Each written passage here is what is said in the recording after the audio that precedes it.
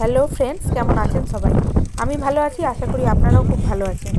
আমরা গেছিলাম পিকনিক করতে আমাদের এইখানেই একটা জমিতে, ধান জমিতে। এখন ধান লাগানো নেই, সর্ষে আছে। এই যে আমাদের পিকনিকের আইটেম সব রেডি। এখানে পকোড়া ভাজা হচ্ছে, পকোড়া ভাজছে। এই যে ভাজা হয়ে গেছে পকোড়া। তারপরে আমরা টিফিন করছি, ব্রেড, কলা, পকোড়া। এদিকে মুড়ি মাখানো হচ্ছে। খাবো, যে দিদি মুড়ি মাখাচ্ছে, সিজা ওদিকে কলা পাউরুটি খাচ্ছে। মা কি খাচ্ছ? এটা বড় হয় পকোড়া। পকোড়া।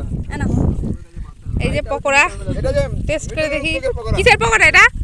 এটা হচ্ছে ধনেপাতা আছে, তোমরাও কে কে এই সরষে ফুল ধনেপাতার পকোড়া খেয়েছো কমেন্ট করে বলবে।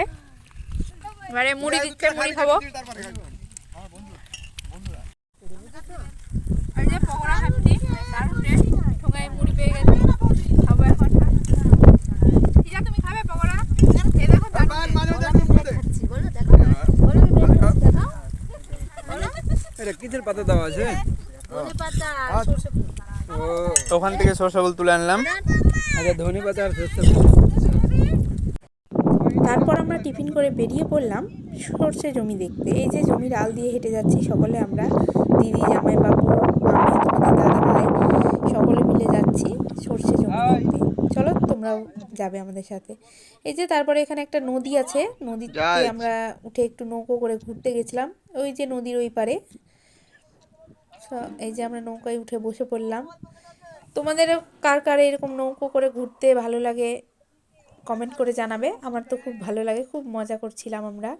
অনেক দিন পরে এরকম নৌকোয় উঠলাম, তাই খুব ভালো লাগছিল।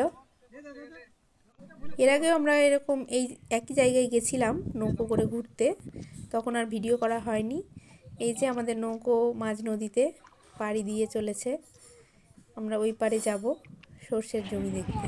তারপরে ঘুরে এবারে সবাই এসে আমরা খেতে বসে গেলাম। অনেকটাই বেলা হয়ে গেছিল, 4টে বেজে গেছিলো। খুব প্রচণ্ড বাতাস, খুব ঠান্ডা লাগছিল, তাই আমি তোমাদের দাদা ভাইয়ের মাফলারটাই কানে জড়িয়ে খেতে বসে পড়েছিলাম, মেয়েকে খাওয়াতে, আমি নিজে খেতে।